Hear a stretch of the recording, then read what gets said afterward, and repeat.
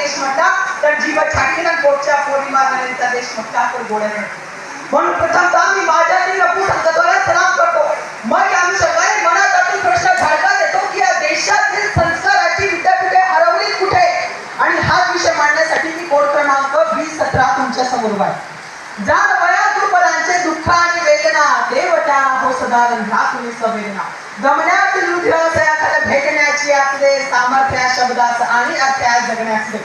सन्मार्ग आणि संमती लाभो सदा सत्संगती, मिटिना हो भ्रष्ट कधी आले जरी संकटी तुटी. आलेल्या प्रत्येक संकटाला सोन्याची किनार असते. म्हणून प्रत्येक संकटाला संधी समजून इथल्या शोषित, वंचित, दलित, कष्टकरी, कामगार, शेतकरी, महिला व विद्यार्थ्यांच्या जीवनाचं सोनं केलं. तो किमयागार स्वर्गीय भाऊराजे व संस्काराचा धक्का अग्निकुंड म्हणजे माता कांताई यांच्या कार्याला वंदन व पावन स्फूर्ती सगळं. भारतीय स्वातंत्र्याच्या 75 वर्षाच्या मुक्त भारत आज जिथं न्यायावर न्याय वाचतो, विषमतेचा वर्मा पेटतो, अभिव्यक्ती स्वातंत्र्याची गडचेपी केली जाते, श्रद्धा वाटण्याचा गळा कापून तिचा खून केला जातो व तिच्या शरीराचे 52 तुकडे केले जातात.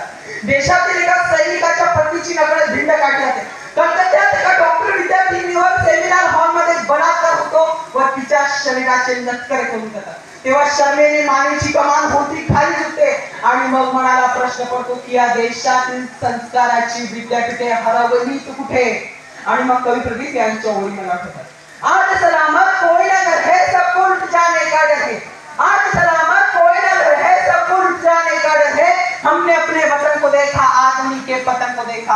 आज तो बहनों पर भी हमला होता है. दूर कहीं कोने में मजहब रोता है. रोती है सीता, रोती है सलमान, रोते है कुरान और गीता.